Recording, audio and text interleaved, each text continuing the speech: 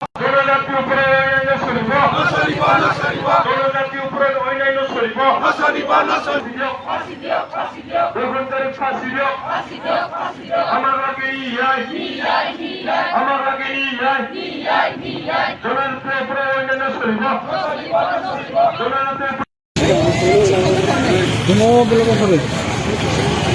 Mela tu juga. Okay. No, itu no. Sini.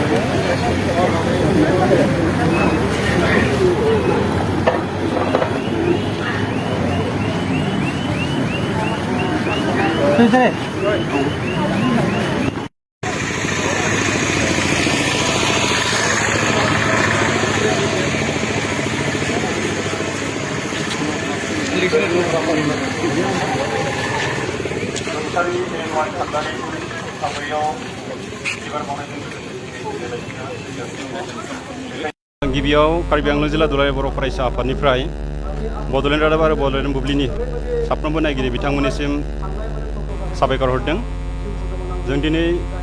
नोंथांमोननि चेनेलनि गेजेरजों नोंथांमोननि बे मिडियानि गेजेरजों जों बेखौनो फोरमायनो सानदों। कार्बि आंलं जिल्ला दुलाराय बर' फरायसा आफाद आरो कार्बि आंलं जिल्ला बर' आइजो अनसाय आफादनि जों जथायै जों थांनाय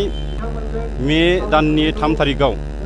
जे धन आली तालुकदार बाहार आली आरो रहमान आली बिसोर साथाम माने दुथां सुबुंफ्रा जे जोंनि बर' सिख्लाखौ जिबायदि अत्याचार खालामनानै जिनाहारि खालामबाय आरो जिनाहारि खालामनायनि उनाव बिनि डिटेल्स बाथ्राफोरखौ मोनथिनो थाखाय बे धन तालुकदारनि न'आव धन आली तालुकदारनि न'आव मोनथिनो थाखाय गासिबो खौरांखौ डिटेल्स लाहैनो थाखाय जोंनि माखासे जोंनि सेंग्राफोरजोंनो लोगोसे माखासे न'खरनि मानसिफ्रा धन आली तालुकदारनि न'आव थांदोंमोन आरो बे न'आव थांनायाव जिबायदि अत्याचार माने गोबौ माने सिखा अस्त्रजों जिबायदि गाग्लोबबाय जिबायदि माने दांख्लाब सुख्लाब खालामबाय बेबायदि दांख्लाब सुख्लाब खालामनायाव हिरमय खाग्लारि होननाय सासे जोंनि बर' सेंग्राया गोबां माने मा होनना बुङो जखम जायो आरो जखम जानायनि जाउनाव बिखौ हस्पिटालाव थिसनदोंमोनब्लाबो बिथाङा 16 मेआव जोबथाहांबोयो आरो बे बिथाङा रुंसारि जाखांनायनि उनावनो जोंनि गेजेराव मोनसे थासारि सोमजिबाय जे जोंनि थागिबिफोरनि हारिनि गेजेराव दासिमबो अत्याचार इनाय खालामनाय जे धर्खन खालामनाय बेबायदि मोनसे सोलिनाय जे मोनसे गाज्रि नोजोर बे माने दिनैसिमबो माने खाराखै जों बेखौ मोनथिनो मोनदों। बेनिखायनो मिरु बर' फरायसा आफादनि बिथोन बायदि मिरु बर' फरायसा आफादनि खावलायनाय बायदियैनो जों दिनै कार्बि आंलं जिल्ला दुलाराय बर' फरायसा आफादनि बे लांहिन टाउनाव जों मोनसे प्रटेस्ट रेलि जों मोनसे रेलि लादों आरो बे रेलिनि गेजेरजों जों बेखौनो फोरमायदों जे जोंनि जे माने साथाम बर' आइजोनि जे जिनाहारि खालामजानाय बिनि मोनसे थार न्यायखौ मोनथारनांगौ आरो सरकारा बे न्यायखौ होनांगौ आरो जाय माने हत्याकारि जाय बुथारग्रा जाय मार्डार खालामग्रा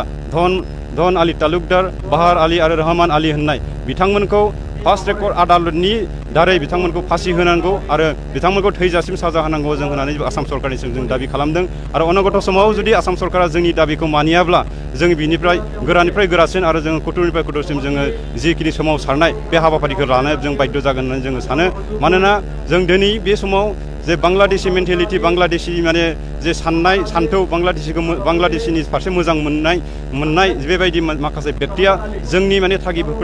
थागिबि जातिनि गेजेराव थागिबि हारिनि गेजेराव ट्राइबेल हारिफोरनि गेजेराव बेबायदि इनाय अत्याचार खालामनायखौ जों माब्लाबाबो गनायनो हाया। बेनिखायनो जों बिनि फिननायखौ जोङो होनो नांगौ आरो बिथांमोननि जे माने बांलादेशि आखुनि जे इनाय अत्याचार खालामनाय न'खरखौ बुलुनजार लगायनांगौ JCB जों बिसोरनि न'खौ सुरन बिसोरनो खालामनांगौ आरो बिथांमोनखौ बे आसामनिफ्राय जेरैखि जाया होखारहरनांगौ होननानै जों डिमान्ड खालामदों आरो फैबाय थानाय समाव जाहाथे जोंनि बे खिलुनजिया मानसिफोरनि गेजेराव बेबायदि इनाय अत्याचार खालामनो हाया बेबायदि मोनसे राहाखौ आसाम सरकारा खालामनानै होनांगोन होननानै जोङो दाबि खालामदों आरो जुदि आसाम सरकारा जोंनि दाबि मथे जों मानियाब्ला दुलाराय बर' फरायसा आफादा जोंनो बिथोन हरनाय बायदि दुलाराय बर' फरायसा आफादजों जों खौसे थानानै जों सोमावसारगोन आरो जेब्लानाखि जोङो न्यायखौ मोना अब्लासिम जों सोमावसारबाय थागोन होननानै जोङो दिनै बे मिडियानि गेजेरजों जों फोसावदों। जोङो बेनिखायनो गासैखौबो जोङो बेनि गेजेरजों सांग्रांथि होदों जे जोंनि बर' आइजो एबा ट्राइबेल माहारिफोरखौ बेबायदिनो माखासे जुनार आखुनि जे दुथां सुबुंफ्रा बेबायदिनो फुस्लायनानै बेबायदिनो माने मा होननानै बुङो माने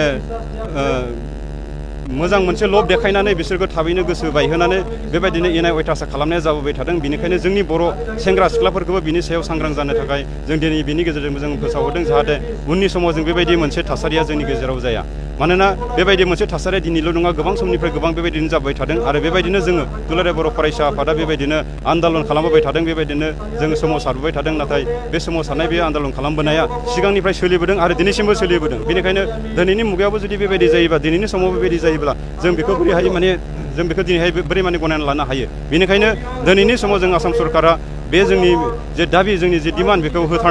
बेखौ न्याय होथारनांगौ होननानै जों सानो बेनिखायनो दिनै जोङो दुलाराय बर' फरायसा आफादजोंनो लोगोसे बर' आइजो अनसाय आफाद आरो नैबेयाव जोङो बिथां हिरण्मय खाख्लारिनि गोथार जिउमानि जे गोथार जिउमानि माने सान्थिनि थाखाय जोङो बिथांखौ बिथांनि सावगारियाव जोङो बिबार बावदों आरो बिथांखौ जोङो केन्डेल लागायनानै जोङो 1 मिनिट आर'ज खालामदों आरो बेयाव जोंनि कार्बि आंलं जिल्लानि मोनफ्रोमबो माने बर' संगठनफ्रा बेयाव बाहागो लादों बुद्धिजिबिफ्रा बाहागो लादों दख'रा बर' फरायसा आफादा बाहागो लादों दख'रा बर' आबोबा बाहागो लादों दा बेबायदिनो जों फैबाय थानाय समाव जोंनि न्याय जोंनि जे डिमान्ड बेखौ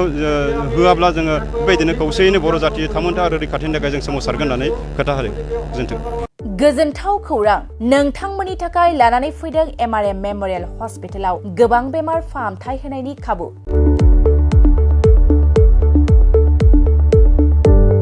बेमारि सुबुंफोरनि थाखाय गोजोनथाव खौरां MRM मेम'रियेल हस्पिटालाव मोजां रोंगौथि गोनां डक्टरफोरजों बेमारि सुबुंफ्रा मोजां फाहामथाय लानो हानाय सुबिदाखौ लानानै फैबाय MRM मेम'रियेल हस्पिटाला।